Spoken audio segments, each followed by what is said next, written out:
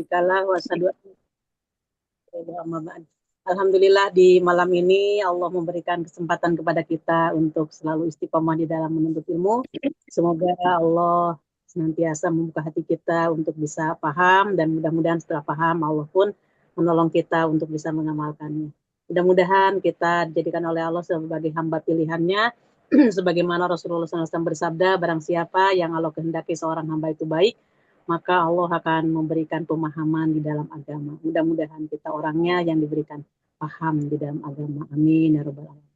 Monggo silahkan Dok. Iya, Mbak Susi minta lontong. Iya. Share screen. Udah?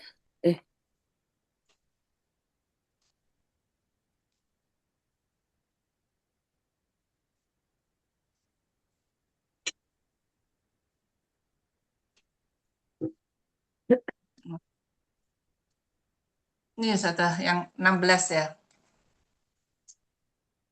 Ya Dok. Saya mulai aja ya Ustazah, Mbak. Ya, Mbak Susi nanti yang bagian manggilin sebelum ada Dr. Wiwin ya. Bismillahirrahmanirrahim. Mereka itulah orang-orang yang membeli kesesatan dengan petunjuk. Maka tidaklah beruntung perniagaannya, dan mereka bukanlah orang-orang yang mendapatkan petunjuk.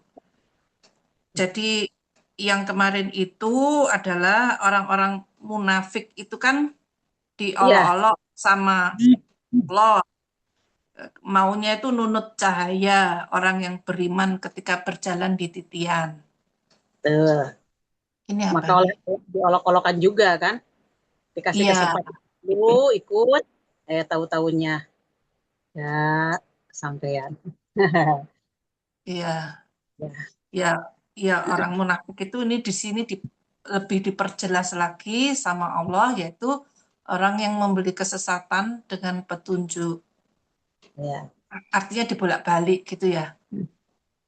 Membeli kesesatan dengan petunjuk itu mereka mengorbankan dirinya untuk berada di atas kekafiran.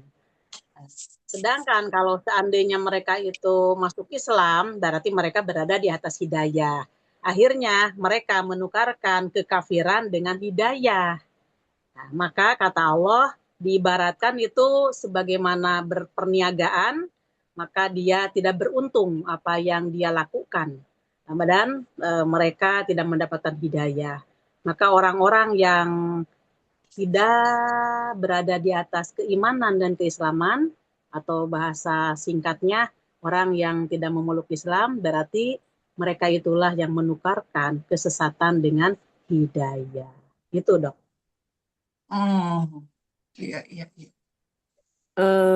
Ustazah, ini berarti maksudnya apa namanya, tidaklah beruntung perniagaannya itu kiasan, bukan arti sesungguhnya ya. Jadi mereka itu yang membeli kesesatan dengan petunjuk tadi itu sebenarnya dia bisa kaya atau bisa mendapatkan rezeki yang banyak, tetapi di perniagaannya ini yang dimaksud perniagaan dengan Allah ya. Ya, yang dimaksud dengan perniagaan di sini makanya diibaratkan perniagaan karena itu merupakan pertukaran. Kan kita kalau berniaga di pemahaman pertama tidak menukarkan uang dengan barang, tapi barang dengan barang kan, barter. Iya, Maka betul. kita ini memiliki komoditas yaitu amal soleh. Kemudian Allah lah yang memborongnya gitu kan. Allah lah yang membelinya dari kita. Nah, Allah memberi kepada kita yaitu dengan pahala, dan Allah membelinya kepada kita dengan berlipat ganda. Maka itulah yang dikatakan diibaratkan dengan perniagaan. Maka perniagaan itu kan ada untung ada rugi, diceritakan seperti itu. Maka mereka berada di atas kesesatan, ya udah pasti kesesatan itu rugi, artinya mereka tidak memeluk Islam, mereka tidak berada di atas keislaman, mereka menukarkan keislamannya dengan kekafiran, maka tidak beruntung kata Allah, dan mereka orang-orang tersebut tidak mendapatkan hidayah. Nah begitu Bu Susi. Iya, terima kasih. Ya, jadi bukan bukan hanya kaya uang gitu ya, tapi di sini adalah tukar-tukaran antara barang sama barang, sesuatu dengan sesuatu. Kalau sama Allah itu apa?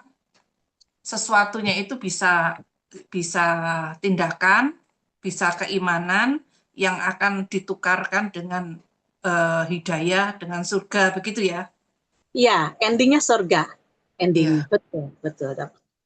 Maka eh, barang siapa yang Allah masukkan ke dalam surga, faqad faza fawzan azima, maka dia termasuk golongan yang beruntung dengan beruntung yang sangat besar. Nah, itu keberuntungannya itu.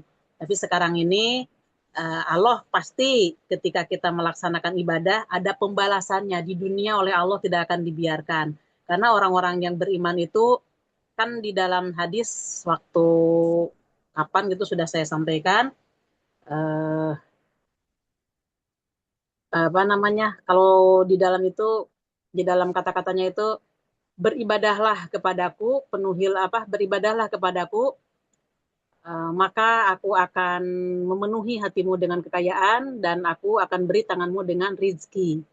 Nah, tapi barang siapa yang dia itu ya melalaikan tidak apa namanya tidak beribadah kepadaku maka aku akan berikan kesibukan di dalam kehidupannya. Sehingga arti kesibukan itu dia sudah punya usaha, maka dikasih lagi oleh Allah usaha, terus dikasih lagi oleh Allah usaha, dan memang keinginan orang itu seperti itu. Akhirnya dia itu lalai di dalam ibadah, tidak sempat untuk mengaji, tidak sempat untuk apa namanya mentadaburi Al-Quran, penekanannya ke situ. Maka ibadah-ibadah yang kecilku pun boleh jadi mungkin infak sedekahnya dia tidak memperhatikan, dan ibadah yang paling besar yaitu sholat sudah tidak diperhatikan. Ya itulah, begitu dok. Jadi sama Allah ditambah kesibukannya ya, seolah-olah itu memang harus dikerjakan. Kalau nggak dikerjakan itu ya apa kayak kayak jadi sholat dicepet-cepetin gitu ya, sholat Nah, kesusun betul. gitu ya. Iya. Apa perlu disampaikan hadisnya, Dok, oleh saya? Iya, Ustazah. Iya, Saya ambil dulu ya itu mushafnya iya. sebentar. Oh alah. Oh alah, jadi perasaan-perasaan itu Ternyata iya. Berarti hmm, keimanan itu memang sudah merupakan kenikmatan gitu ya. Itu nikmat yang luar biasa loh, Bu Susi. Ya, Itu yang akan membawa kita selamat dunia akhirat kita. iya. iya. Merasa nikmat, merasa cukup dengan Hmm. keimanan. Harusnya itu pasti akan ada waktu untuk misalnya ngaji seminggu sekali. Itu harusnya ada waktu. Tetapi karena sama Allah disibukkan, Ya, seolah-olah ya tidak ada waktu. ya, ya, betul sekali itu, Dok. Paham ini tulisannya. Ini sudah ketemu tadi.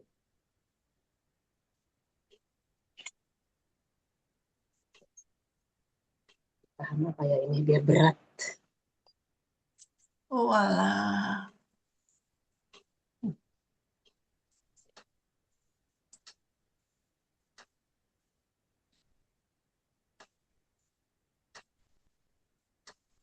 Jadi ketika kita itu mengutamakan Allah dengan kegiatan-kegiatan agama, ya ndak usah banyak-banyak, tidak 24 jam juga, tapi misalnya apa membaca Quran itu misalnya ya 2 halaman begitu, terus sholat itu ya betul-betul sholat itu toh nggak sampai setengah jam, kalau betul-betul sholat tuh paling ya 10 menit gitu juga itu sudah benar-benar kita loh ya, maksudnya bukan Rasulullah ya.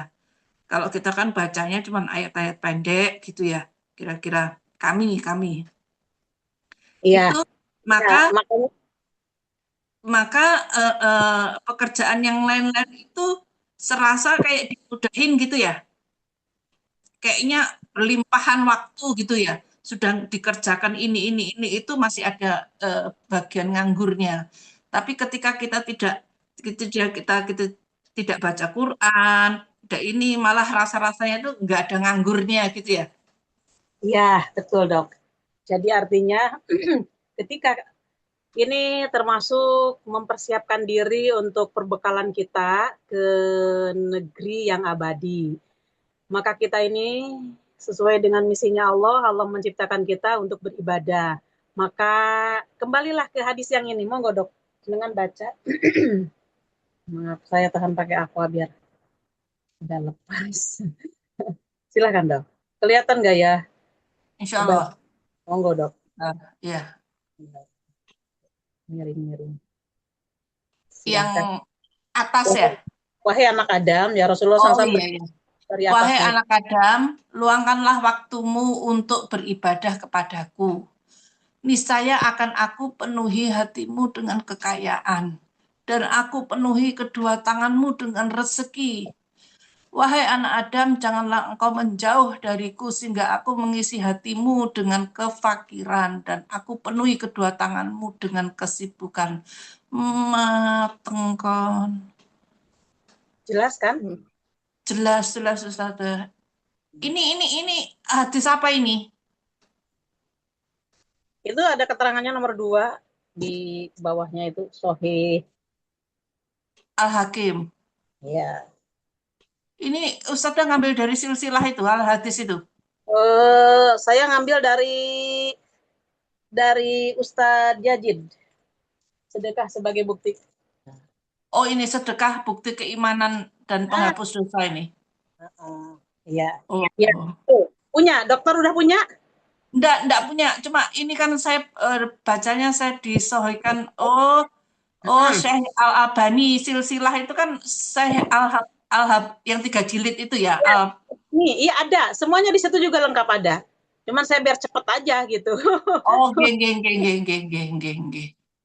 Pokoknya Oh, itu pasti sumbernya jelas gitu. Makanya saya sudah ambil iya. yang ini. Jelas ya dok, Masya Allah ini kalimatnya indah sekali ya Allah. Coba Allah seperti begitu ya nantang kepada kita. Tinggal manusianya itu ada usaha enggak gitu kan. Iya. Ini janji Allah ya, Ustazah. Ya betul. Wahai anak Adam, luangkanlah waktumu untuk beribadah kepadaku. Niscaya akan aku penuhi hatimu dengan kekayaan. Hati kita ini kaya. Artinya boleh jadi begini, seseorang hamba itu dia tidak kaya, tidak memiliki gedung yang tinggi, kendaraan mewah, sederhana aja. Tapi hatinya itu kaya gitu, merasa berkecukupan, bahkan berlebih-lebihan gitu di dalam hatinya itu. Itu memang sudah janji Allah seperti itu. Walaupun dia di rumahnya kecil atau dia istilahnya mohon maaf di kos-kosan di kontrakan, tapi ketika hatinya luas, maka luas pula lah tempat yang dia tempati itu. Niscaya akan aku penuhi hatimu dengan kekayaan dan aku penuhi kedua tanganmu dengan rezeki. Artinya tidak akan pernah kekurangan ketika kita itu betul-betul memprioritaskan hidup kita ini untuk ibadah kepada Allah. Wahai anak Adam, janganlah engkau menjauh dariku. Artinya tidak ibadah kepada Allah. Sehingga aku mengisi hatimu dengan kefakiran. Artinya si orang tersebut butuh dan butuh. Oh saya belum punya ini, saya belum punya ini. Wah terus didikte gitu pikirannya itu sehingga dia itu berusaha. Nah, dan aku akan penuhi kedua tanganmu dengan kesibukan. Artinya sibuk. Ya, oleh Allah diberikan usaha ini. Nah, nanti usaha ini sudah sukses, lari lagi ke usaha yang lain. Terus akhirnya sibuk, tidak ada waktu luang sedikit pun. Nah, setelah itu barulah dia akan menyesal yang tidak ada gunanya lagi. Dan tidak ada kesempatan untuk memperbaiki penyesalan tersebut. Yaitu kapan? Ketika sakratul maut dan waktu di dunia dia tidak memprioritaskan ibadah kepada Allah. Begitu Bu Susi. Iya, Ustazah, yang dimaksud ibadah di sini itu apa, Ustazah? Apakah sholat atau puasa atau apa? Sehingga janji Allah ini bisa sampai atau dipenuhi gitu loh. Keseluruhan yang bisa kita simpulkan yaitu rukun iman, rukun Islam dan ihsan. Nah, maka ketika kita mengetahui bagaimana dan berapa tingkatannya itu rukun Islam itu adalah ibadah yang berkaitan dengan badaniyah, nah, dengan duniawi, dengan wujud kita. Maka ketika kita beriman kepada rukun iman, itu adalah ibadah yang bersifat rohani. Ihsan itu kolaborasi antara rukun iman dan rukun Islam. Kalau saya jelaskan ya lebih panjang lagi ini, satu persatunya di situ. Tapi saya singkat aja seperti itu. Itu Bu Susi. Ya, Dokter Dia bagaimana, Dok? Oh, jadi kesemuanya itu yang disebut ibadah itu ya, kesemuanya itu ya. Rukun Islam gitu ya maksudnya itu. Ya sholat, ya puasa, ya sedekah, ya belajar baca Quran, itu semua ya. Ya. Maka ketika kita umpamanya bosan untuk melakukan sholat, maka kita membaca Al-Quran. Ketika bosan kita membaca Al-Quran, mungkin kita sambil kerja, sambil apa, ucapan kita, hati kita jangan lepas dari zikir kepada Allah, subhanallah, subhanallah. Bosan ucapan subhanallah, ganti dengan alhamdulillah. Seterusnya sesuai dengan apa yang diajarkan oleh Rasulullah, tapi tetap ketika kita melaksanakan ibadah harus ittiba. Dan termasuk rukun diterimanya ibadah itu, rukun ibadah itu kan ada 3. Pertama kan iman, udah pasti Islam. Kemudian yang kedua adalah ikhlas. Yang ketiga adalah ittiba. Ittiba itu mengikuti. Caranya ketika kita melaksanakan ibadah harus sesuai mencontoh Rasulullah SAW. Insya Allah itu akan sampai dan diterima oleh Allah. Ya begitu, Dok. Iya. Toh mengerjakan rukun Islamnya ini ya ndak itu tadi ya, seperti yang saya bilang itu ya Ustaz ya, ndak menghabiskan banyak waktu kok ya. Enggak. Bahkan gini kan masalah dunia. Ketika kita melaksanakan ibadah, wala tansa nasibaka minad dunya. Janganlah kamu melupakan dari urusan duniamu. Kita ini masih hidup, kita ini memerlukan biaya hidup. Maka dari itu ketika kita melaksanakan mencari nafkah pun, nah maka ketika kita melangkah mencari finansial pun itu termasuk ibadah nantinya. Kalau dia memprioritaskan ibadah. Tapi kalau dia memprioritaskan masalah dunia, nah, sehingga dia waktunya ibadah tidak dilaksanakan. Contoh, ketika dia disibukkan dengan pekerjaan, entah itu ikut orang atau dia buka usaha sendiri, tapi ketika waktunya ibadah dia pending, maka itulah yang dikatakan dilalaikan oleh dunia. Sehingga mencari dunia itu akhirnya tidak ibadah, bahkan dia dilalaikan. Lain dengan yang saya terangkan awal tadi. Oh, iya, paham. Oh, dia. Jadi pembedanya, bekerja itu kan ibadah. Iya betul. Kalau niatmu ibadah betul. Tetapi manakala waktunya azan, kedengaran azan, terus menunda-nunda, itu menjadi tidak berniatan ibadah lagi, gitu ya? Ya, iya, justru itulah yang dilalaikan oleh dunia. Hati-hatilah. Dan seperti itu ceritanya. Coba perhatikan. Begitu. Oh, iya. Ngerti, Sada. Iya. Yang kedua ya, Sada ya. Lanjut ya, silahkan. Dokter Ana. Ada Dokter Ana ya. Ini mulai yang mana ini? Lanjutan yang tadi. Masih hadis dari saya tadi. Belum selesai. Oh. Berarti ini yang satunya ini dulu ya. Wahai anak Adam, Rasulullah juga bersabda, sesungguhnya Allah Ta'ala berfirman. Kalau Allah Ta'ala berfirman itu, apakah ini yang disebut hadis qudsi? Ya, hadis qudsi, betul. Jadi pertama Rasulullah yang menyampaikan, Rasulullah SAW bersabda. Nah, sesungguhnya Allah, kata Rasulullah, sesungguhnya Allah, lah itu isinya hadis qudsi yang tidak ada kalimat ini di dalam Al-Quran. Gitu, Dok. Betul. Oh, berarti yang atas juga itu, yang tadi saya baca itu ya hadis qudsi ya? Iya. Qudsi. Wahai anak Adam, luangkanlah waktumu untuk beribadah kepadaku. Niscaya aku penuhi dadamu dengan kekayaan atau kecukupan, dan aku tutup kefakiranmu. Oh, oh. Jika engkau tidak melakukannya, maka aku penuhi kedua tanganmu dengan kesibukan, dan kefakiranmu tidak akan ditutup. Ya, Tunggu, Ustazah.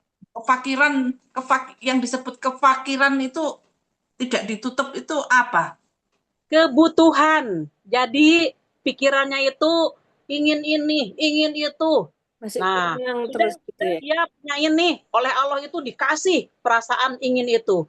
Udah udah dibeli ini dan itu. Loh, saya belum ini, belum punya itu. Terus saja, Dok, sampai dia mati. Nauzubillah min dzalik. Kepikiran itu Oh, jadi eh, orang yang fakir itu orang yang butuh. merasa kurang terus ya. Hmm, ya. Bukan, jadi meskipun dia duitnya banyak, lebih banyak saya misalnya punyanya 100 juta, orang itu punyanya 10 miliar. Tapi kalau dia itu selalu merasa kurang, merasa butuh ini bisa disebut dia fakir ya. Nah, iya itu betul. Ya. Makanya dilengkapi Mm-mm. dengan hadis, barang siapa yang dia itu bersyukur atas nikmat yang diberikan oleh Allah dan dia mencukupi, mencukupi dalam hadisnya kalimatnya memadaikan di dalam hadis Muslim, mencukupkan apa yang diberikan oleh Allah, maka dia itu termasuk orang yang paling kaya di bumi ini. Begitu dong. Hmm. Oh alah. Eh, eh, Sebentar Ustazah. Jadi Oke. ini sebentar, yang satunya mana? Alah, ini. Luangkan waktumu. Artinya itu berarti diri kita sendiri ya yang Ada harus ada ada usaha. usaha, ada Iya, usaha untuk ya memang mengalokasikan waktu ya. iya, memprioritaskan juga di dalam isinya. Oh, oh iya, diprioritaskan dulu, terus Hmm. diupayakan luang Hmm. waktunya, terus diupayakan memang untuk hadir. Embuh itu Tuh. pasang alarm, entah itu bagaimana begitu ya. Ya, betul. Jangan gini, ya saya kalau sempet ikut ngaji, kalau nggak sempet, ini repot. Hati-hati. Tidak ada usaha orang itu. Sudah mem- Oh, jadi ketika kita memulai usaha itu, maka Allah mulai memudahkannya ya. Nah, iya. Itu adanya di Quran. Barang siapa yang menolong agamaku, maka akan aku tunjukkan jalannya kepadaku. Oh, oh, iya. Ya. Alhamdulillah, semoga dimudahkan di dalam memahami ini, insya Allah. Mudah-mudahan kita dimudahkan pula untuk mengamalkannya. Satu lagi terakhir ini, Oh, Dok. Tianya. iya, iya ini ya Sata ya. Hmm. Jika engkau tidak melakukannya, ini sudah. Terus yang bawah ini ya, Ya. sungguh Allah Ta'ala telah menghina dunia jika tidak digunakan untuk ketaatan kepada Allah Ta'ala. Ketahuilah sesungguhnya dunia itu dilaknat, dan dilaknat apa yang ada di dalamnya, kecuali zikir kepada Allah dan ketaatan kepadanya. Orang berilmu atau orang yang mempelajari ilmu. Oh ya, Nah, karena kalau udah di surga sana itu kita nggak perlu zikir lagi ya. tidak ada. Dan Nggak itu ada udah kesempatan udah zikir itu ya di dunia ini ya. udah otomatis nanti napasnya kita ini adalah subhanallah, mensucikan Allah. Dengan cara apa walau alam saya juga nggak paham. Cuma nanti seperti kita napas kan kita tidak memikirkan apa-apa. Walaupun kita sakit parah pun napas tetap kita napas. Nah, nanti napasnya itu adalah memuji Allah katanya di dalam hadis. Seperti itu. Dan tidak ada sholat lagi.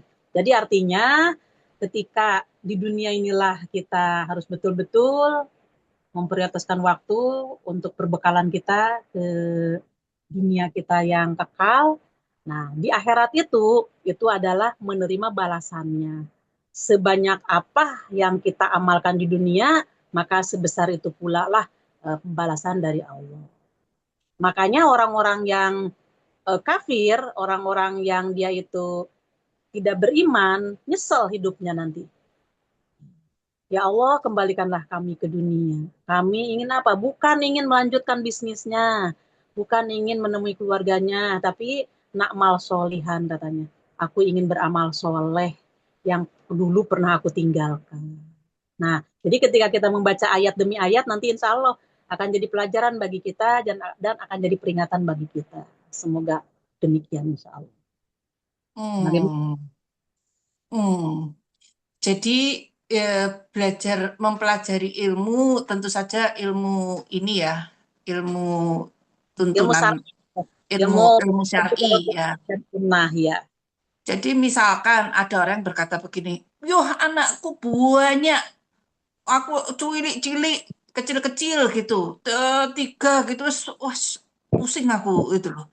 Pertanyaannya adalah, apakah eh, kan kan gini, aku sudah pusing kan menjaga anak, memelihara anak, merawat anak itu kan juga ibadah. Iya, Mm-mm. betul. Tapi pertanyaannya adalah, apakah caramu untuk eh, apa merawat anak itu Alokasikan waktu tidak kata sesuai dokter dengan tadi. tuntunan? Begitu kan? Iya betul. Maka dari itu Oh, tidak dikatakan beriman seorang hamba kecuali dia lebih aku dicintai daripada orang tuanya, daripada anaknya dan daripada segala-galanya. Aku nggak kata ngerti. Nabi Muhammad itu ya, aku lebih dicintai daripada yang lain. Artinya apa? Maksud aku lebih dicintai daripada yang lain itu peraturan-peraturan yang Rasulullah telah sampaikan kepada kita apa saja sih. Ya nanti di situ apa namanya? Tergaris di situ kita mencintai anak, mengurusnya anak itu karena amanah, amanah dari Allah. Dan Rasulullah memerintahkannya seperti ini. Dan Rasulullah itu mencontohkan seperti ini. Maka kita meniru ketika kita memelihara anak tersebut. Itulah yang dikatakan cinta kepada Rasulullah. Hmm, ya, ya, ya, ya. Oh alah, iya, iya. Nggih, sudah siap, Ya, paham. lanjut. Ya, monggo. Lanjut. 18 ya, silahkan. 17 toh. Oh, 17. 17. Ya, 17, betul. Siapa Mbak Susi? Itu Dokter Ana. Ya, ada. Iya, iya, boleh. Iya, bismillah. Perumpamaan mereka seperti orang yang menyalakan api. Setelah api itu menerangi sekelilingnya, Allah melenyapkan cahaya yang menyinari mereka dan membiarkan mereka dalam kegelapan dan tidak dapat melihat. Apa ya, Paham, Dok.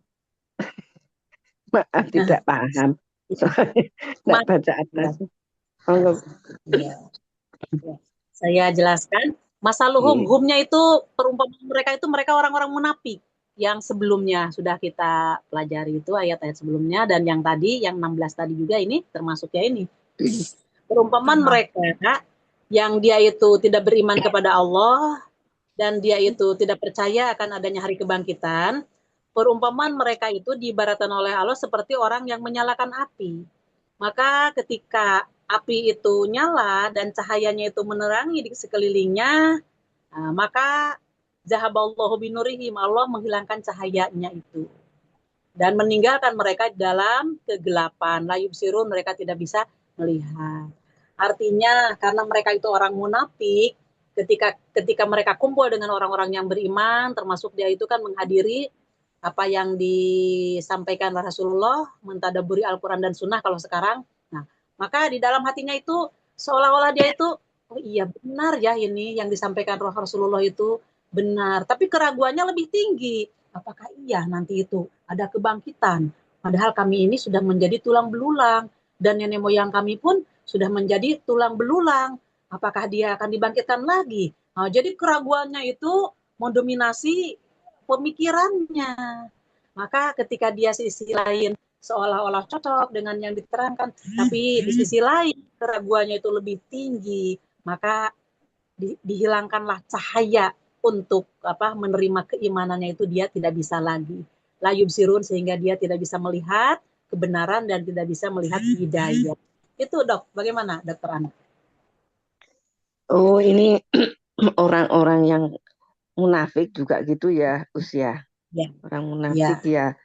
Jadi mungkin di salah sisi yang lain dia kayaknya, oh iya bener, tapi di sisi lain dia juga mungkin menentang kan gitu ya, usia. Kayaknya gitu ya, usia.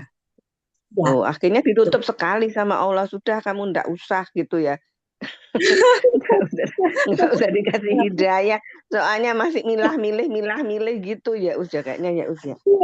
terserah masalahnya. Sebenarnya di sini bukan Allah dolim, bukan Allah kejam. Tapi karena mereka itu didominasi pemikirannya dengan masalah kedustaan gitu, ketidakpercayaan, ketidakiman, imannya itu mungkin 0, sekian persen, auzubillahi min dzalik. Nah, maka begitulah yang diterimanya. Ya, Dok, seperti itu. Ustazah, Ya, Ya, monggo. yang bulan sebelumnya itu kan Ustazah sampaikan bahwa munafik itu kan ada dua nih. Memang yang munafik bukan sama yang sifat munafik. Sifat, betul, ya. Iya. Jadi kalau sifat munafik itu dipelihara terus, bisa-bisa kita masuk ke jadi militan ya. Karena ada noktah satu hitam itu ya, yang makin lama makin besar. Gitu tahu Ustazah? Boleh jadi nanti militannya ketika mereka itu gaul dengan orang-orang yang munafik beneran, artinya orang-orang kafir, dia leleh. Jadi langsung mengikuti, artinya murtad dia. Boleh jadi seperti itu. Makanya di dalam hadis sebelumnya yang di Bulughul Maram yang saya terangkan itu, di bab tentang akhlak yang mulia, tidak henti-hentinya seseorang itu dia melaksanakan kejujuran dan dia itu berusaha untuk jujur, sehingga dituliskan di sisi Allah dia seorang tukang jujur. Artinya ketika dia berusaha untuk melaksanakan kejujuran tadi, maka Allah menolong dia untuk selalu jujur terus. Maka ketika dia mau berdusta, hatinya itu tidak enak gitu kan. Nah, karena kebaikannya yang diberikan oleh Allah itu merupakan taufik. Yang kedua, si orang itu berdusta terus gitu kan. Maka ketika dia berdusta, rasanya nyaman dan aman gitu. Dia tidak takut di balik dustanya itu. Padahal ketika dia berusaha untuk berdusta terus, maka dusta itu mengajak kepada keburukan, dan keburukan mengajak dia ke dalam neraka. Tidak henti-hentinya seseorang dia melakukan dusta sehingga dia tertulis di sisi Allah sebagai orang yang dusta. Artinya ketika dia mau memperbaiki diri itu, kalau nggak ada dusta, rasanya nggak enak gitu. Jadi inginnya dusta terus. Akhirnya dia dijerumuskan ke dalam neraka disebabkan dustanya dia. Itu nauzubillahnya min dzalik, kita ini sebagai orang yang beriman ya jujur gitu, Dok. Ya, lebih baik jujur. Makanya ya kita pun mohon maaf mendidik kepada keluarga kita, jangan dinodai dengan masalah dusta. Pokoknya ini seandainya mohon maafan kalau di suatu pekerjaan ada laporan gini-gini, ini bisa saja umpamanya pemakaiannya sekian tapi laporannya sekian gitu kan. Karena yang tahu hanya diri kita, hanya dirinya sendiri dengan Allah gitu. Tapi seandainya itu dibohongin perusahaan, maka itu tidak akan kelihatan. Hati-hati. Saya suka mengatakan kepada anak-anak, jangan sama sekali. Itu tidak halal. Maka itulah yang menjadikan pengganjal di dalam kehidupan kamu tidak barokah. Tapi ketika kita jujur, Allah pasti memberikan jalan yang terbaik untuk kamu. Insya Allah seperti itu, Dok. Meskipun jujur itu menyakitkan ya Ustazah. Sering kita menghadapi sesuatu yang kalau bicara jujur akan menyakiti ya. Iya kan ada yang dibolehkan tidak jujur untuk 3 perkara. Ketika suami sama istri kan gitu. Ketika ada orang yang mau dibunuh tanpa alasan, kita umpetin gitu kan. Dan ketiga dalam hal masalah strategi peperangan. Itu Bu Susi Kalau selain itu mah tidak boleh. Ya. Kalau Alah. kaitan dengan harga diri juga tidak boleh juga ya, Ustazah. Ya nanti kan menurut kita, mindset kita itu akan mendatangkan wibawa bagi kita. Tapi ketidakjujuran itu Allah kan Maha tahu. Nanti kan keburukan itu Ya. menurut menurut kita ini seolah-olah mulia, tapi justru di balik kemuliaan itu lain gitu. Itu kan hubungannya kita dengan Allah gitu. Allah nanti yang akan mengatur kita, menuntun kita. Insya Allah, mudah-mudahan kita semuanya jujur, insya Allah. Allah nanti yang mengurus kita. Tadi kan udah jelas, Ya. luangkanlah ibadah. Ketika kita Patokannya jujur, itu ibadah. 3 tadi ya Ustazah, patokannya 3 yang boleh. Itu saja ya Ustazah. Iya. Iya. Monggo, dokter dia. Ya, Lanjut. 18. 18. Sarah Sus. Ya. Ada Uria ya? Uria, bisakah? Sebentar. Oh, ini bisa. Ke 18 ya. Hmm. Mereka tuli, bisu, lagi buta, sehingga mereka tidak dapat kembali. Ini ditutup semua ya Ustazah. Ya. Jadi tidak tidak mendapatkan hidayah. Tuli, bisu, ditulikan, dibisukan, dan dibutakan. Ya, tuli terhadap kebenaran. Kebaikan terhadap kebenaran, Sehingga kebaikan ya. tidak bisa menerima kebenaran tersebut. Jadi yang didengarnya walaupun itu benar, ya tidak digubris. Ya itu maksudnya tuli di sini mananya tuli batinnya ya. Ya, Yeah. bukan dia tidak mendengar gitu. Kalau masalah ada suara-suara apa, ada pembicaraan apa, ya dia mendengar. Cuman yang didengarkan itu kebaikan, maka dia itu berpaling dari kebaikan tersebut. Kemudian dia bisu terhadap kebaikan hingga tidak mampu mengucapkannya untuk kebaikan tersebut. Karena sudah didominasi dengan kedustaan, ketidakpercayaan, dan ketidakimanan. Nah, kemudian dia buta. Mana buta di sini? Dia tidak mendapatkan cahaya dari Allah. Tidak mendapatkan cahaya kebenaran. Jadi dia untuk melangkah kepada kebaikan itu, ya tidak ada cahayanya. Cahayanya itu adalah Al-Quran. Al-Quran itu Allah menurunkan sebagai nurun, sebagai cahaya. Dan sebagai peringatan bagi kita. Maka ketika kita mengimani ayat demi ayat, apa yang dijelaskan oleh Al-Quran, insya Allah di situ kita akan terang jalan menuju sorga gitu. Nah, maka buta terhadap jalan kebenaran dan petunjuk Allah sehingga tidak dapat melihat. Maka mereka tidak bisa kembali ke dalam kebenaran. Jadi tetap mereka berada di atas kesesatan. Fahum la yarji'un, maka mereka tidak bisa kembali. Ya. Karena tadi kan khotamallah di ayat 7-nya kan khotamallah sudah ditutup, dikunci.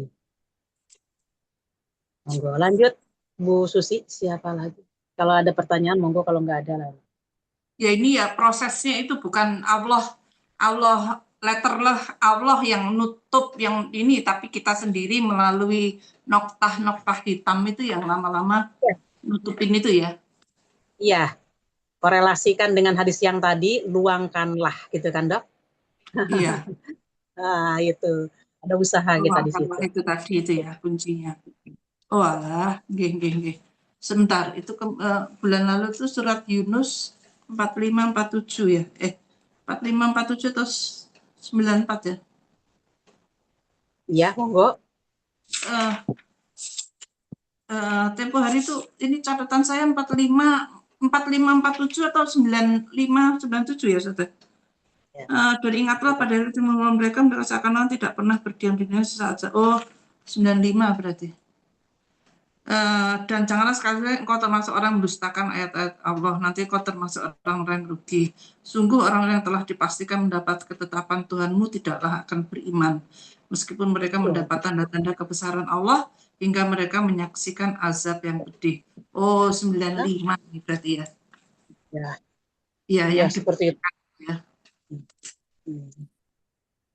Ya. Kemudian ini ya di 96-nya dok, satu lagi dok, coba cok.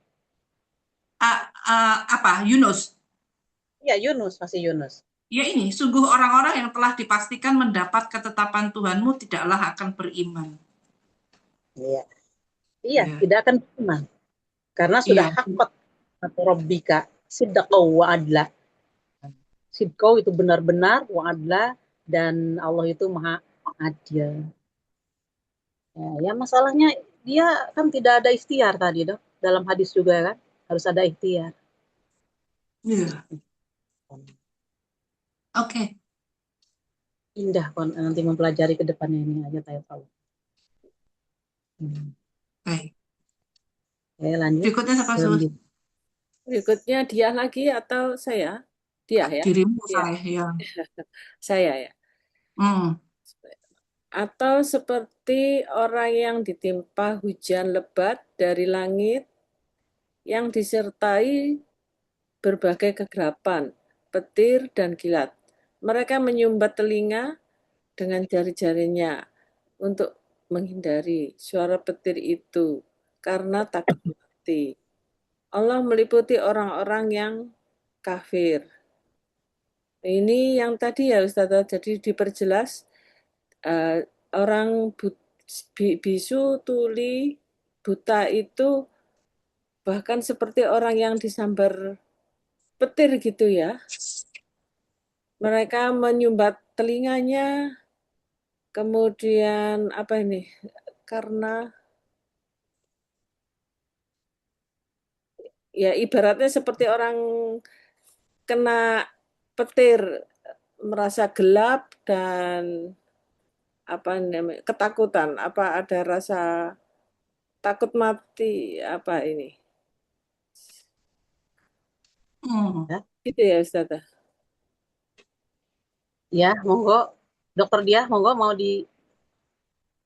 Ya, dijelas ya, artinya ya. Ustazah. Jadi ini ayat ini memperjelas bahwa diri diri orang itu sendirilah sebetulnya yang mengunci mati, mengunci mati, membutakan matanya, ini tadi telinganya, ya, yang tuli menulikan telinganya, membisukan mulutnya, dan buta matanya itu mereka sendiri. Karena ini perumpamaannya seperti itu ya. Jadi Allah ini memperjelas dia kamu dewe itu. Sehingga kalau mbok sumpeti sendiri, kamu sumbat sendiri, ya pasti ya kamu nggak dengar gitu. Gitu ya. Ya, saya jelaskan lagi, aukasoyibin atau seperti hujan turun dari langit. Di dalam hujan itu kan sebelum hujan datang itu gelap kan, betul kan dok? Warodut itu ada kilatnya ya kan?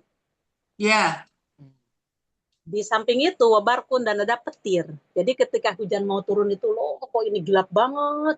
Kemudian ada kilatnya, cahaya seperti itu. Dan kemudian di situ ada petirnya, ada gunturnya duar gitu kan. Nah, ketika mereka itu menyaksikan gelap dan seterusnya yang tadi ya jaluna yang mereka memasangkan ini nih apa namanya ini jari-jari tangannya itu diazanihim di dalam telinga mereka minas iki karena mereka takut dari suara petir tadi hazarul maut karena dia takut mati wallahu muhitum bil kafirin sedangkan Allah itu meliputi kepada orang-orang kafir walaupun orang-orang kafir itu merasa takut tetap kematian itu akan datang dan Allah menguasai keadaan mereka maknanya di sini artinya ayat-ayat Al-Quran itu diibaratkan tadi air hujan tadi. Di dalam hadisnya pun kan jelas ketika ilmu itu kata Rasulullah ilmu itu kan sudah kita baca kok itu di Riyadhus Shalihin kalau nggak salah atau di Bab Ilmu di Bukhari.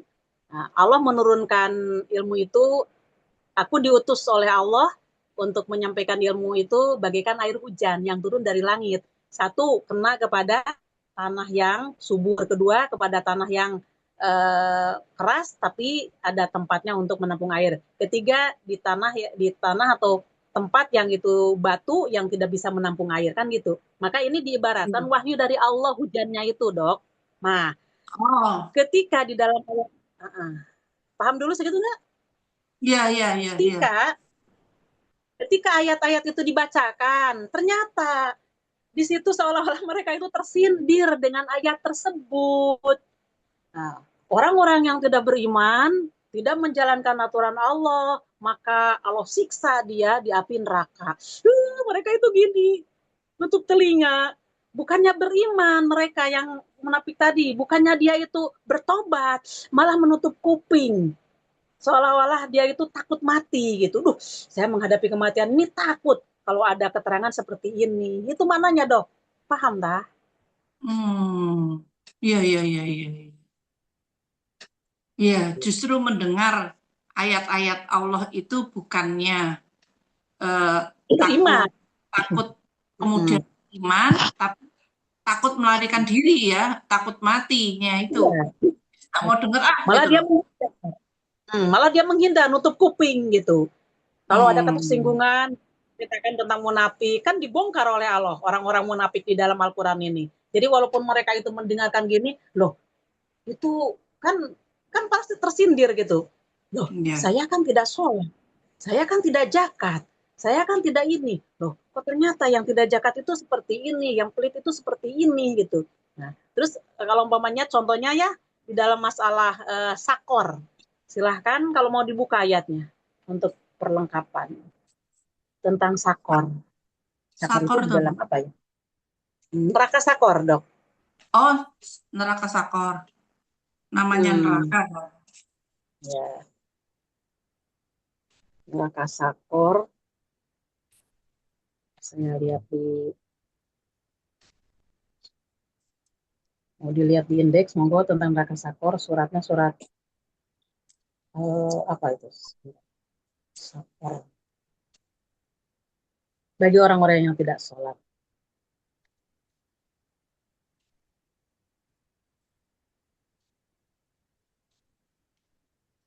Kenapa Anda berada di dalam neraka?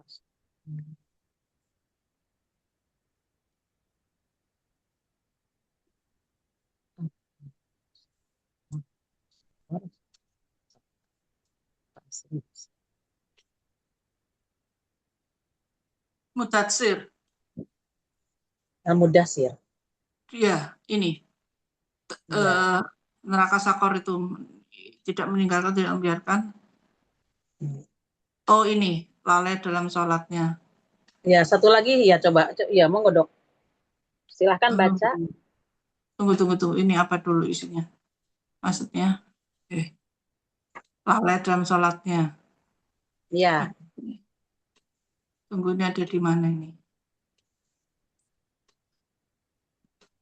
Al-Mudatsir ini ya. Tahukah kamu apakah neraka sakor itu? Neraka sakor itu tidak meninggalkan sedikit pun bagian jasmani dan tidak membiarkannya luput dari siksaan. Iya, itu satunya lagi. Kenapa Anda berada dalam sakor? Nah, ini yang bawahnya, Dok. Dalam melanjutkan surat yang sama.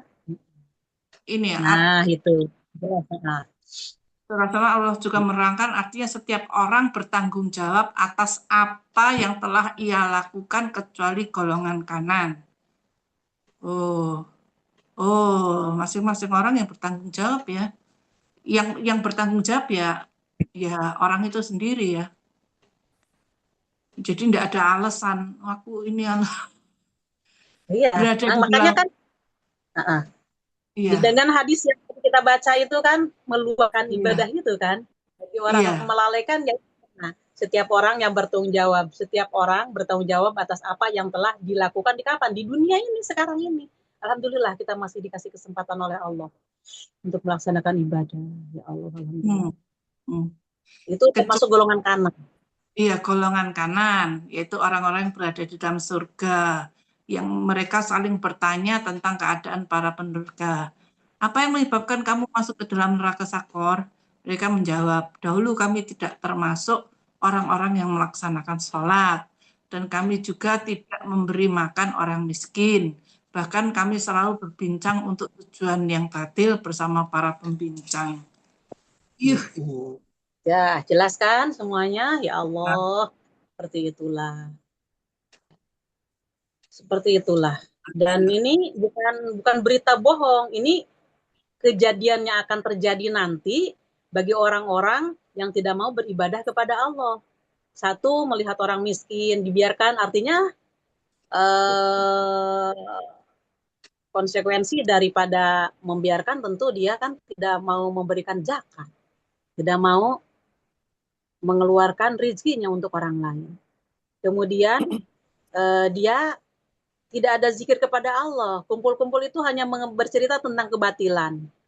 Ya, tentang poligami, tentang apa? cerita dan sebagainya, menghina orang di situ. Wah, itulah 3 golongan ini adalah kalau mau dikaji lagi, neraka itu ketika apanya itu baranya itu disimpan di telapak kaki ya, di bagian depannya telapak kaki ini, itu langsung mendidih, bukan mencair tapi mendidih. Berarti kalau mencair kan sifatnya ada jarak. Nah, seperti kita kan kalau umpamanya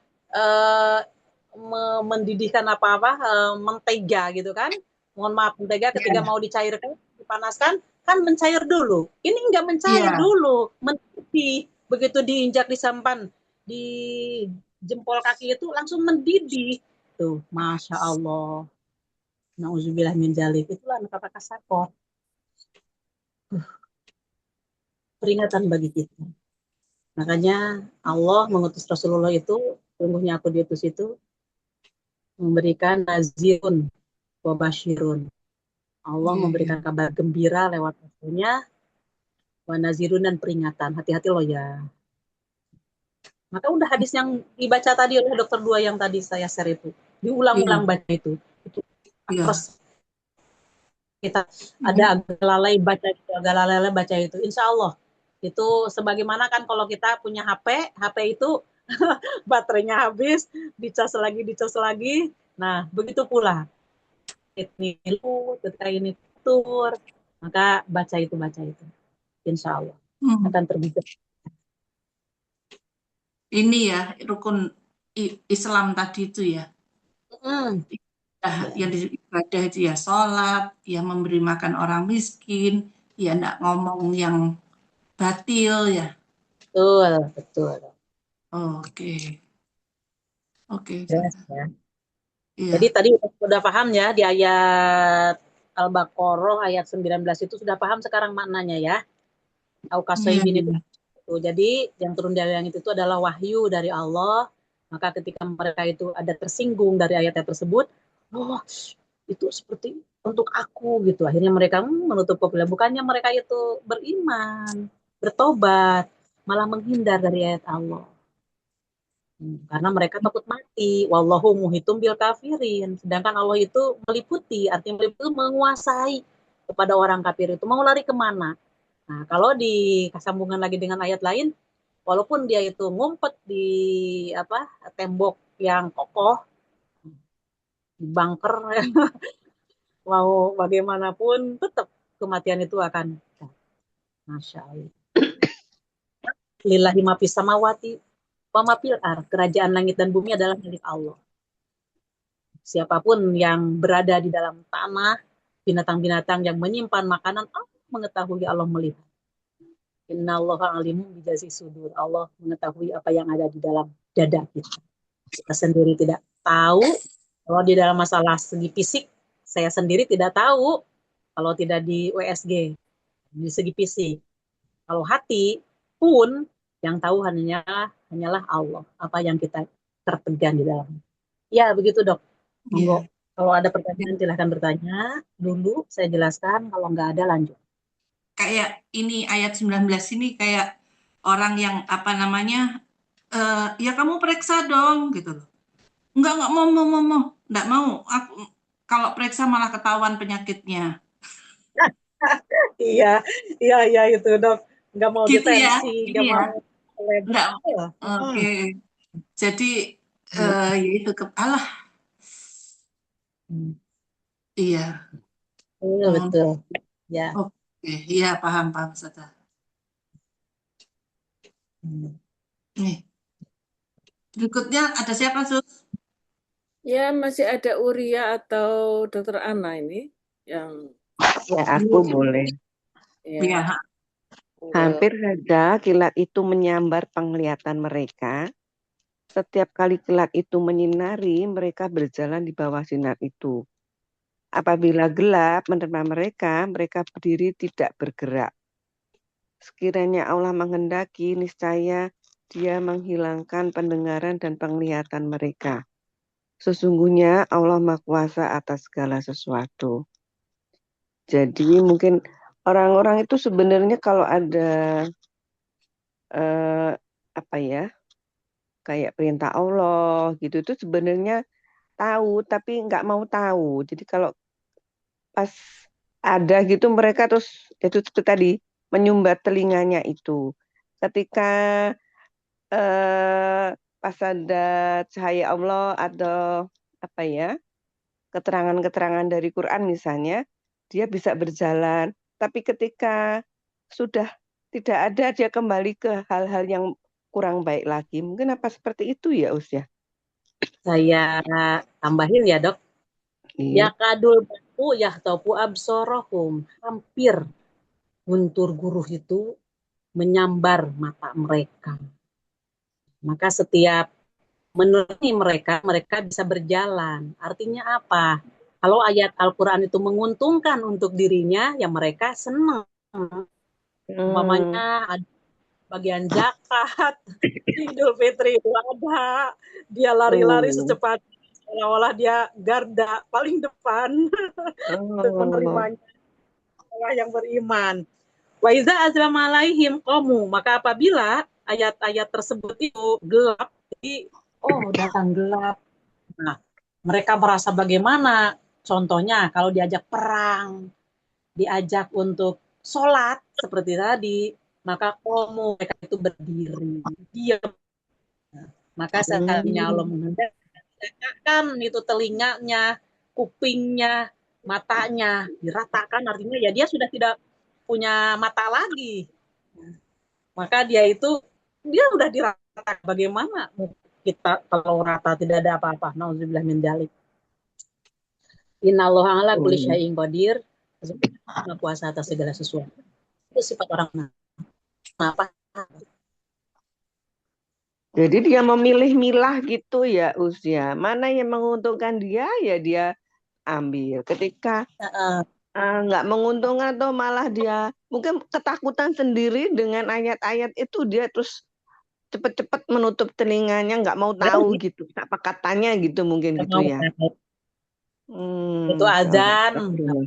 Ya. Disuruh berzakat, misalkan bersedekah gitu, nggak mau mengurangi hartanya, mungkin gitu ya. Usia kan banyak orang yang kaya-kaya tapi nggak mau untuk bersedekah, berzakat gitu. Real ya, Dok ya? Iya, banyak. Kayaknya banyak. Astagfirullah. Kenapa mereka itu? Karena mereka tidak paham agama dan tidak mau cari untuk paham. Alhamdulillah Allah memberikan hidayah kepada kita untuk bisa mentadabburi Al-Quran. Insya Allah, mudah-mudahan ini merupakan sarana bagi kita untuk mendapatkan kebaikan dari Allah, dan mudah-mudahan dengan adanya kita belajar seperti ini menambah keimanan dan ketakwaan sehingga Allah memberikan kita husnul khotimah. Insya Allah. Amin. Insya Allah. Amin. Dari itu tetap ajak Anda kepada siapapun. Insya Allah kok Islam itu indah kalau kita paham. Makanya kan ketika mereka tidak paham, begitu ada ayat Al-Quran atau hadis yang berkaitan dengan masalah ketidakcocokan dengan hatinya, loh kok masa begini aja dilarang? Kok masa begini aja? Loh, nggak enak. Udah saya nggak ikut ngaji. Ya, seperti itulah. Iya, banyak yang merasa terkekang, Us. Jadi kalau kan kalau di Islam kan banyak aturan-aturan, tapi itu kan memang aturan Allah untuk kebaikan, untuk hari akhirnya. Tapi mereka merasa terkekang misalkan, oh nggak boleh pakai baju yang ketat misalkan, atau nggak boleh banyak terlalu perempuan berbaur dengan laki misalkan. Kan kadang-kadang ada yang menolak-nolak gitu. Jadi mereka meremehkan hal-hal yang seperti itu, seperti terkekang gitu. Jadi mereka menolak-nolak gitu kayaknya. Karena banyak aturan katanya bener. Karena banyak aturan di Islam itu terlalu banyak aturan. Astagfirullah. Ya, itulah manusia yang tidak mengenal dirinya itu siapa. Itu dok. Iya. Itulah manusia yang dipaparkan oleh dokter tadi, manusia yang tidak mengenal dirinya siapa dia. Maka dia tidak akan paham kalau dia jauh dari aturan Allah. Dia tidak akan mengenal diri siapa saya itu kalau dia tidak mengenal aku. Ya, Iya. itu belum dia tahu dirinya. Dan dia tidak akan bisa tahu dirinya itu siapa, kemudian ditempatkan oleh Allah di planet bumi ini untuk apa, dan tujuannya kemana, dia tidak akan tahu kalau dia tidak mengikuti jalurnya Allah. Karena Allah lah yang mencipta, maka Allah pula lah yang memberikan SOP-nya lewat Al-Quran dan Sunnah-nya. Maka ketika dia jauh tidak mempelajari apa yang dokter tadi katakan, demikian dok. Ya. Iya.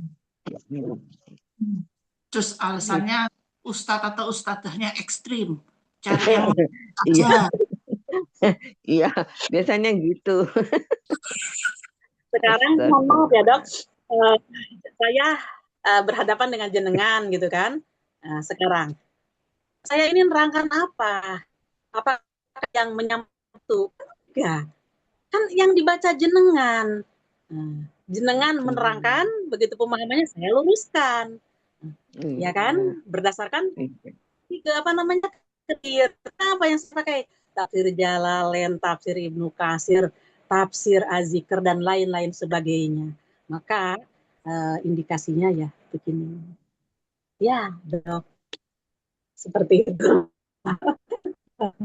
Iya, dituduh itu ustadz-ustadzahnya keras ke, nggak toleransi ke, ya. Alhamdulillah mendapatkan hidayah dari Allah. Belum dibuka hatinya, kayaknya, atau menolak membuka hatinya. Karena kalau yang kita syar'i gini kan, karena ada dalil-dalil yang memang begitulah keterangannya, ya itu yang harus diikutin.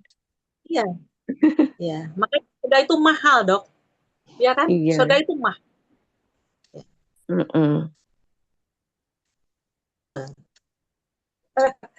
Iya, insya Allah nanti akan paham ayat demi ayat, sabar dan istiqomah.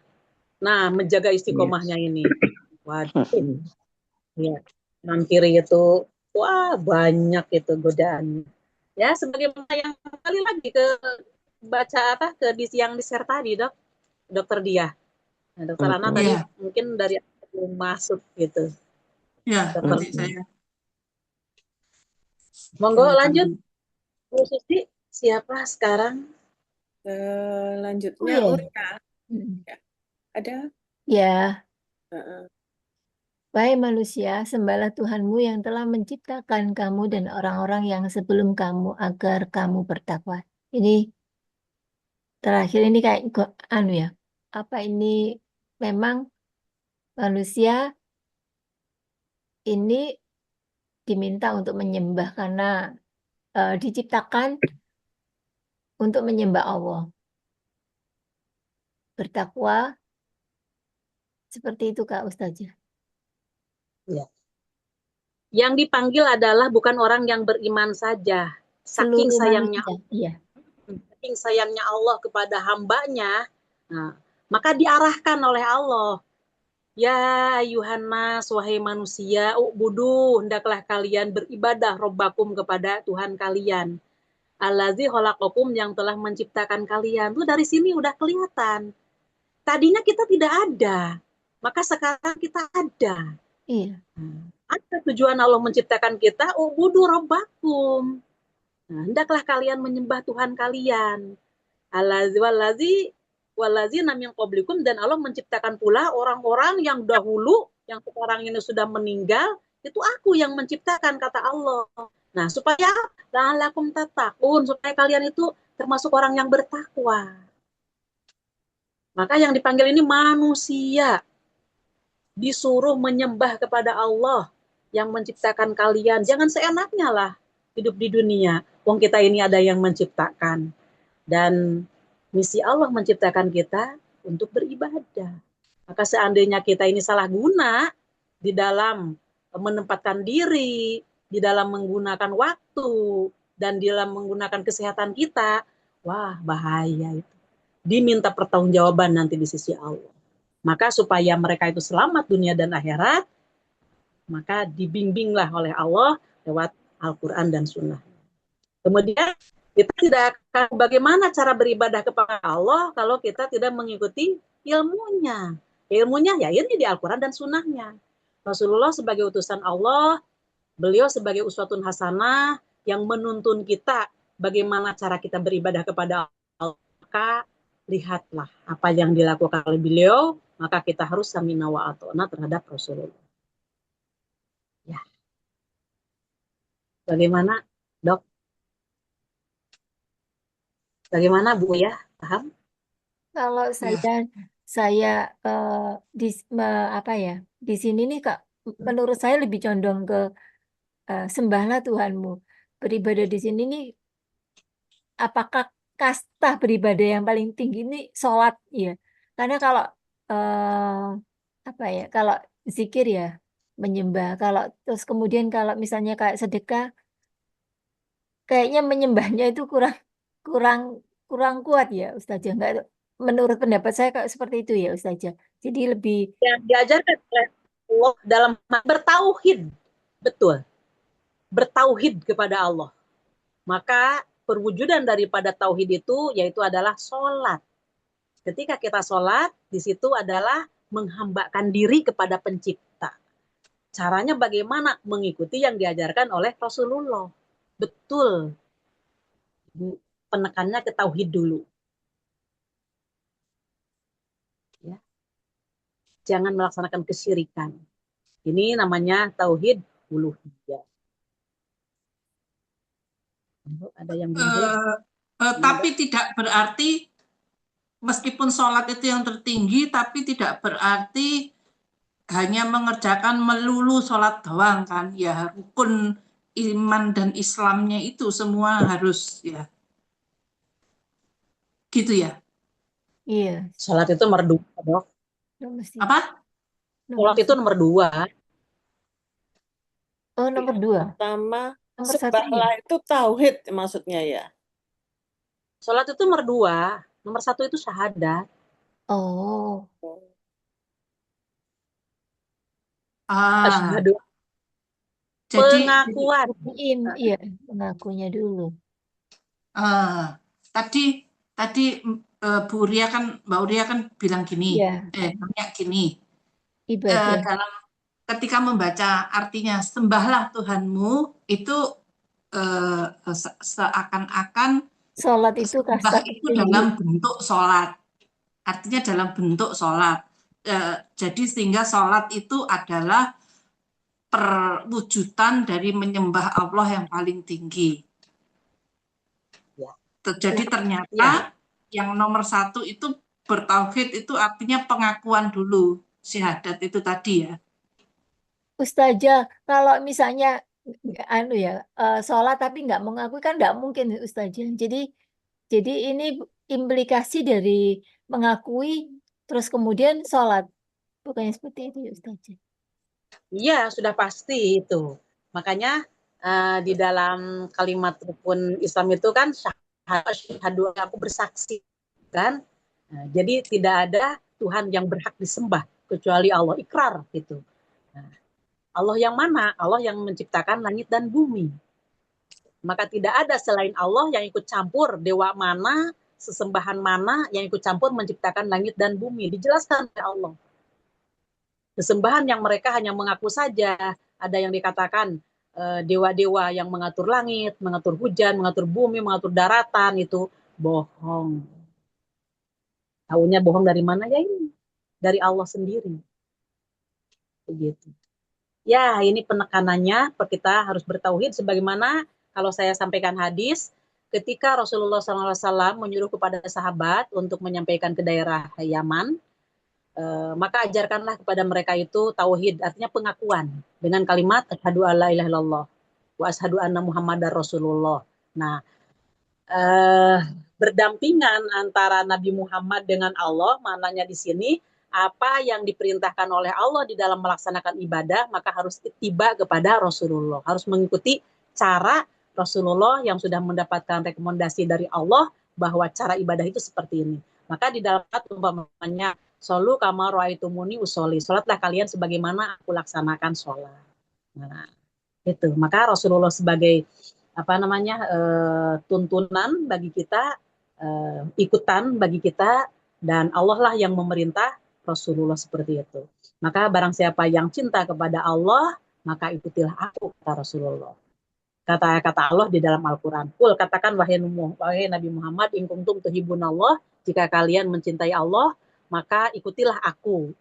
Jadi Rasulullah itu diperintahkan suruh mengucapkan kepada umatnya, hei, siapa yang cinta kepada Allah? Semuanya kepada aku. Nah, ini. Kalau kata dokter Diah itu kan gitu, siapa yang yang cinta kepada Allah, ikutilah aku. Nah, aku itu siapa? Nabi Muhammad. Jadi kita tidak bisa untuk melaksanakan ibadah kalau tidak mengikuti ajaran Nabi Muhammad. Bawa karep sendiri, ya ditolak. Ya, tauhid yang utama. Ya, Monggo, dokter Diah bagaimana? siap, Ustazah. Ya, Lanjut. siapa sus?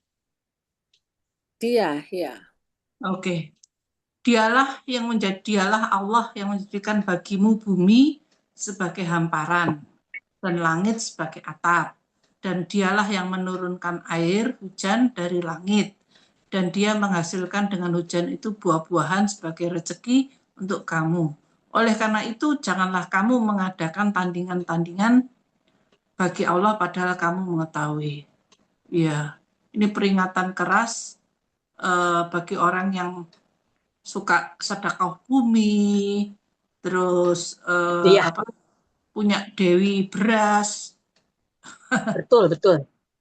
Iya, ya. Makanya di sini ini kalimat yang menuntun kita untuk bertauhid dibimbing oleh Allah secara rinci. Maka aku turunkan Al-Quran ini sebagai mufasolan, sebagai ayat-ayat yang dirinci oleh Allah. Yaitu Allah yang menjadikan kalian al-ardo bumi firosan sebagai hamparan. Kalau dilihat dari segi ilmu bumi, bahwa bumi ini kan lonjong seperti telur gitu.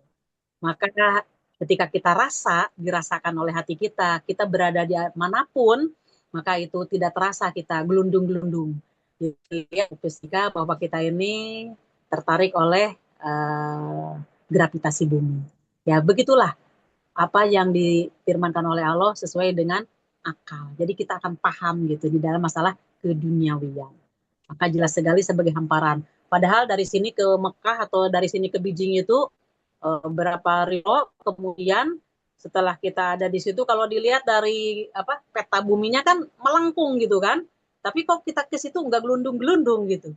Nah, tapi terasa datar aja. Tapi begitu kita melihat gunung gitu kan, dan kita mendaki, ya ada rasa di situ, ada rasa. Nah, karena kan kita kelihatan persis gitu kan melengkung ke gunung. Maka ketika kita naik, kok ada rasa berat gitu. Begitu turun seolah-olah longgar gitu.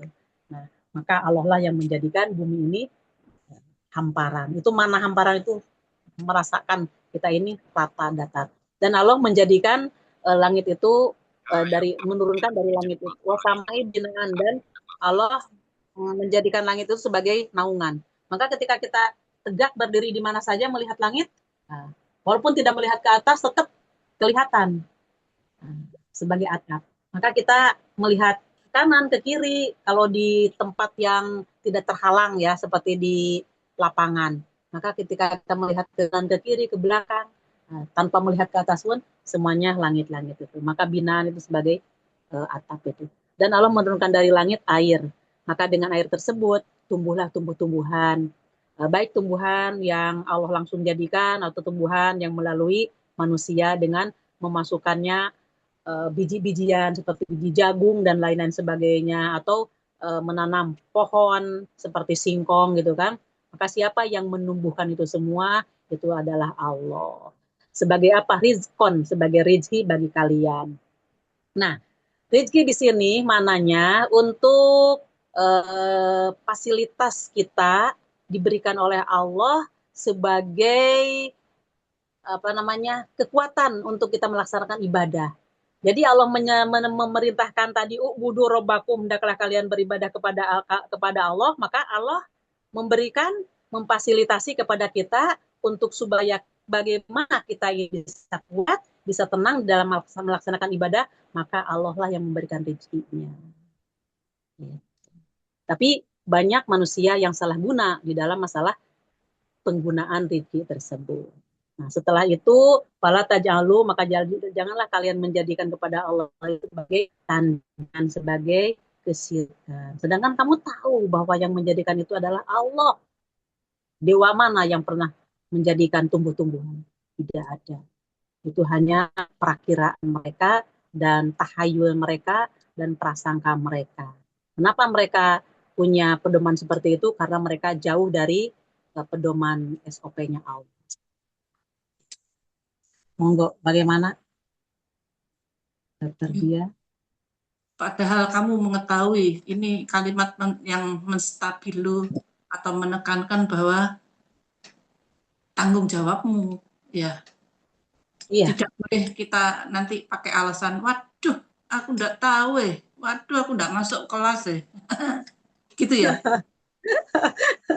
Iya, kamu tahu bahwa yang menjadikan itu, masalahnya gini, kalau disandingkan dengan masalah sembahan mereka, contoh ya, sebuah patung yang dia sembah, yang patung itu mungkin terbuat dari batu bata, bahan-bahan yang pasir, kemudian dicetak, setelah itu diukir, dilukis, dikrom-kroman, disimpan di satu tempat, kemudian mereka sembah. Apakah si patung yang mereka sembah itu bisa ikut campur? Enggak. Untuk menumbuhkan tumbuh-tumbuhan yang ada di bumi? Kan enggak. Wong dianya juga dibuat oleh manusia. Kalau menurut akal sehat itu seharusnya si patung itulah yang apa namanya berterima kasih kepada si manusia yang membuat itu. Tapi kan namanya patung gitu kan. Ya begitulah Dok. Kamu tahu yang kamu sembah itu tidak bisa apa-apa. Bahkan kalau kena banjir itu jatuh, malah Tuhannya digendong gitu kan. Tauhid ini, tauhid rububiyah. Ya. Lanjut. Ya. Siapa Sus?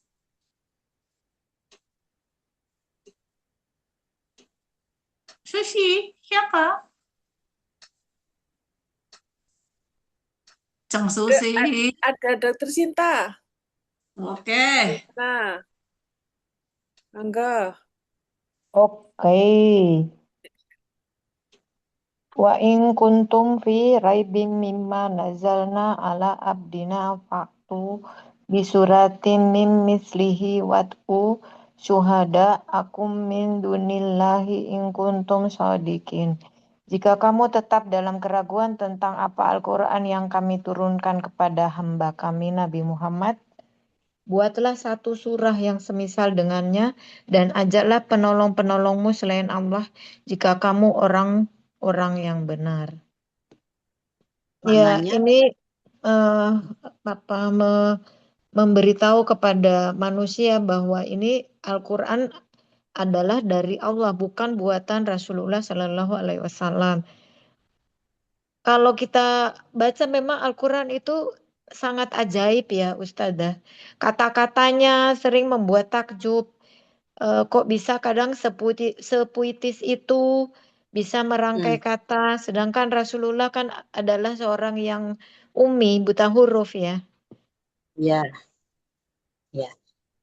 Ini konotasinya kepada orang-orang kafir Quraisy yang mereka itu menentang, orang-orang munafik yang menentang Al-Quran.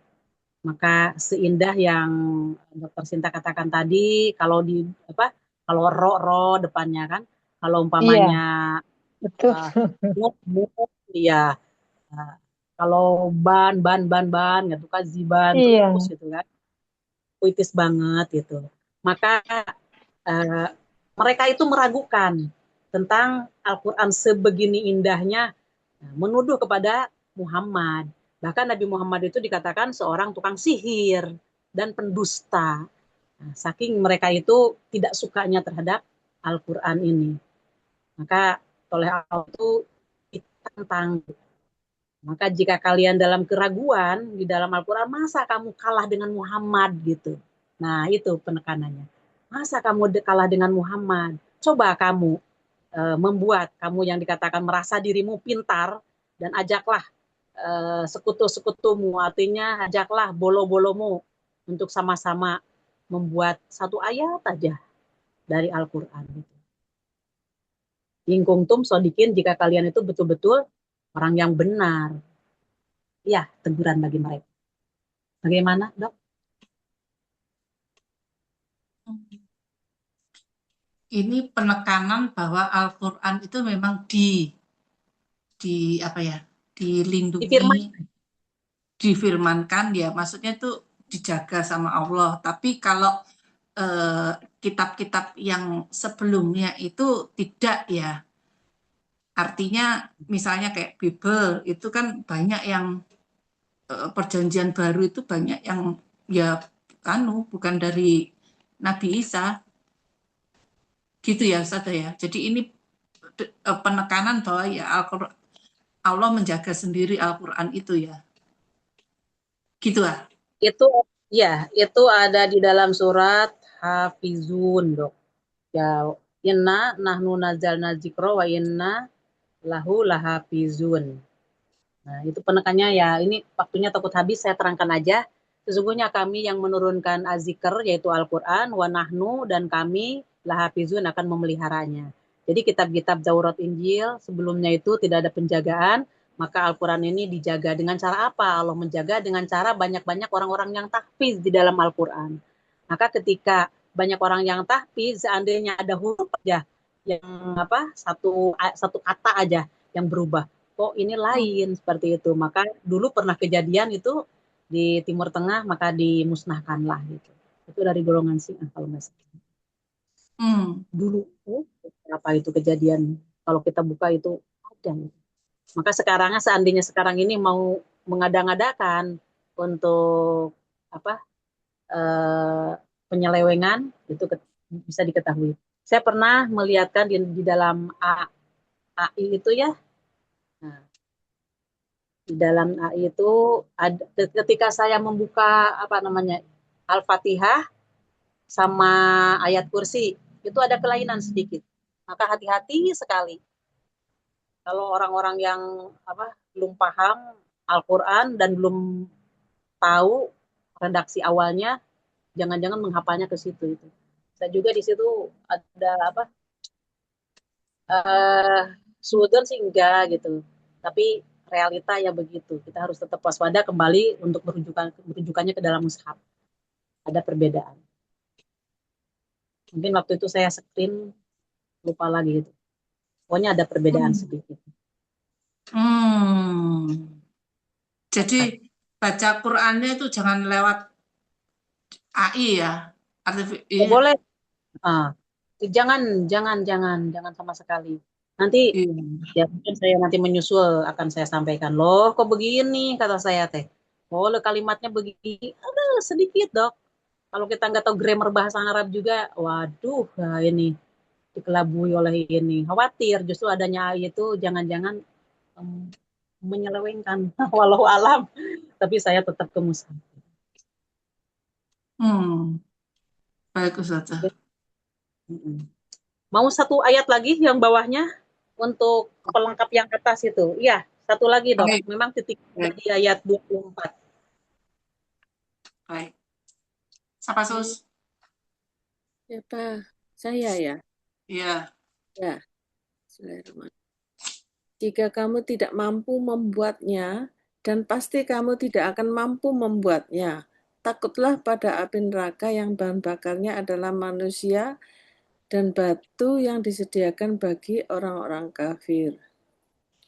Oh, ini tadi menegaskan yang tadi ya, bahwa kita manusia tidak mampu ya untuk membuat artinya meniru ayat-ayat Allah kalau tidak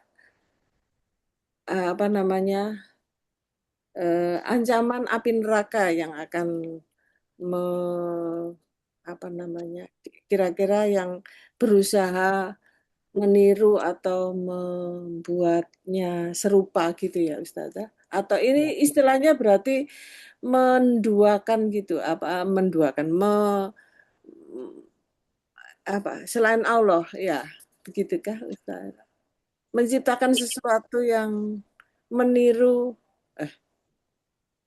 iyakah Ustazah? Fa'ilam taf'alu, jika kalian tidak membuat, dan pasti kalian tidak akan mampu berbuat. Ini adalah pernyataan dari Allah kepada orang-orang yang tadi tidak percaya kepada Al-Quran. Dan kepada orang-orang yang menuduh kepada Rasulullah itu adalah ini buatan Muhammad, sihirnya Muhammad. Bohong itu disangkal oleh Allah. Ini nafian Allah, penyangkalan Allah kepada orang-orang yang tidak percaya. Dan tadi kan disuruh kalau kamu kalah dengan Muhammad, coba kamu yang menganggap dirinya sebagai orang yang pintar. Maka dijawab lagi oleh Allah, ditegaskan, kamu tidak akan mampu dengan keterbatasan kamu. Kamu tidak akan mampu membuat satu ayat pun dari Al-Quran. Nah, daripada kamu mempertahankan seperti itu, udahlah kamu bertakwa aja gitu. Imani aja itu Al-Quran. Seandainya kamu tidak beriman kepada Al-Quran, maka hati-hati loh ya, kamu akan dimasukkan oleh Allah ke dalam neraka. Yang neraka itu bahan bakarnya manusia dan batu. Batu yang mana? Ada yang menafsirkan batu yang disembah oleh mereka. Batu-batu yang dijadikan oleh mereka itu sekutu-sekutunya itu. Mu'idat lil kafirin, maka itu disiapkan oleh Allah bagi orang-orang yang kafir tadi, yang menolak Al-Quran. Begitu Bu Susi. Monggo, Ada Dokter Dia. Ada nggak kisahnya orang yang nyoba-nyoba bikin ayat gitu, Ustazah? Ada. Oh, itu sebelum ayat ini turun atau sesudah ayat ini turun? Sesudah ayat ini turun, di dalam kalimat ini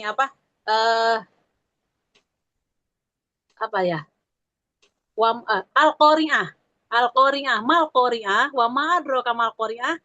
Mungkin dokter bisa buka di YouTube ya, perumpamaan yang dibuat oleh orang kafir dalam masalah ayat. Jadi nanti kalimatnya ini, kodok. Apa itu kodok katanya? Gitu. Dipda, dipda.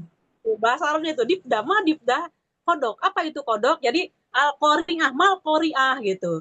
Hari kiamat, apa itu hari kiamat? Ya dia karena nggak ada kosakata lagi. Dan kata Allah juga mereka tidak mampu, maka kata-katanya kodok. Apa itu kodok? Tahukah kodok? Nah, dia menguraikan seperti itu. Ada? Ya. Saya waktu belajar tahu. Ya. Padahal jadi kasih tahu, kamu nggak bakalan mampu deh, masih ngeyel. Iya. Tapi ya, maka tadi kan sudah dijelaskan di dalam surat Yunus yang terakhir itu, hakot kalimatur rabbika. Memang la'amla'anna jahannama minal jinnati wan nas. Sungguh aku benar-benar akan memenuhi neraka jahanam itu dari golongan jin dan manusia. Nauzubillah min dzalik. Mudah-mudahan bukan kita orang. Sampai sini ya, Dok ya? Iya. Yang kali bunda-bunda nanti ada kebutuhan juga. Alhamdulillah, mudah-mudahan kita dikasih hidayah oleh Allah untuk selalu istiqomah, dan mudah-mudahan ini merupakan sarana bagi kita untuk koreksi amalan kita selama kita di dunia. Dan mudah-mudahan Allah membimbingnya berada di atas jalannya yang lurus. Subhanakallahumma wa bihamdika asyhadu an la ilaha illa anta astaghfiruka wa atubu ilaik. Rabbana atina fid dunya hasanah wa fil akhirati hasanah wa qina adzabannar. Wassalamualaikum warahmatullahi wabarakatuh. Mohon pamit. Terima kasih, Ustazah.